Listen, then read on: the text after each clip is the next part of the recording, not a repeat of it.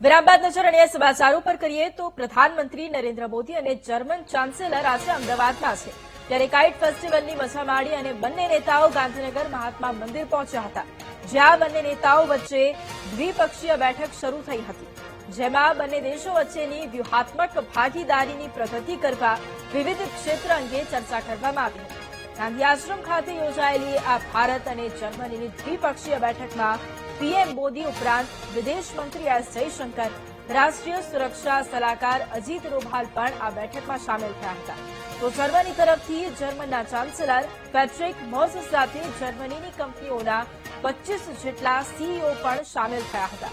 આ મહત્વપૂર્ણ બેઠકમાં વિશ્વમાં પ્રવર્તી રહેલા મુદ્દાઓ વિશે ચર્ચા કરવામાં આવી તો વ્યાપાર અને ડિફેન્સને લગતા કેટલાક મહત્વના કરાર વિશે પણ ચર્ચા કરવામાં આવી છે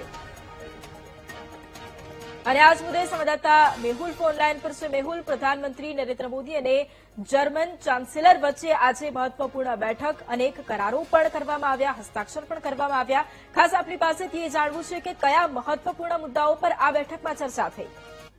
બિલકુલથી વાત કરવામાં આવે તો પ્રધાનમંત્રી નરેન્દ્ર મોદી અને જર્મનીના જે ચાન્સેલર છે બેઝ તેમની અધ્યક્ષતાની અંદર આ દ્વિપક્ષીય બેઠક જે છે તે મળી મહત્વપૂર્ણ કરાર જે છે તે પણ થયા છે ખાસ જે કહી શકાય કે બંને દેશોના દ્વિપક્ષીય જે બેઠક છે તેની અંદર અલગ અલગ જે વિભાગો છે અને ખાસ જે ખાનગી કંપનીના સીઈઓ છે તે પણ આ બેઠકની અંદર ઉપસ્થિત રહ્યા હતા ભારત અને જર્મની વચ્ચે સ્ટ્રેટેજિક પાર્ટનરશિપના જે 25 વર્ષ પૂર્ણ થયા છે તેની અંદર વધુ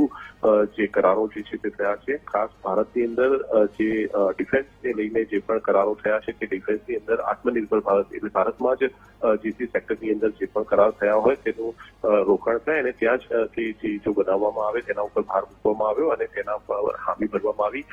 જે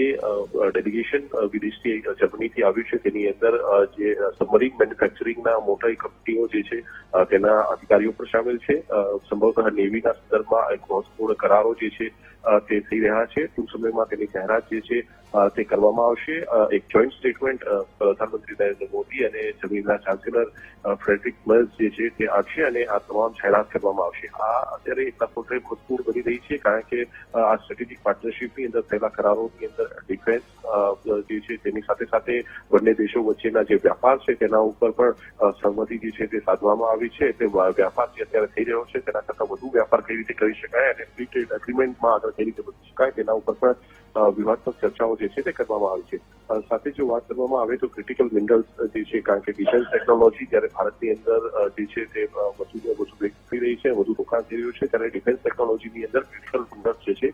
તે મહત્વપૂર્ણ બની રહે છે તેના સંદર્ભમાં પણ કેટલીક ચર્ચાઓ જે છે તે કરવામાં આવી છે સહમતિ સધાઈ છે સ્કિલ ડેવલપમેન્ટ જે છે તેના ઉપર પણ સહમતિ જે છે તે સધાઈ છે જેના હૈદરાબાદની અંદર એક સેન્ટર ખોલવામાં આવશે અને મહત્વપૂર્ણ જાહેરાત ટૂંક સમયમાં થશે જી બિલકુલ આભાર મેહુલ તમામ જાણકારી માટે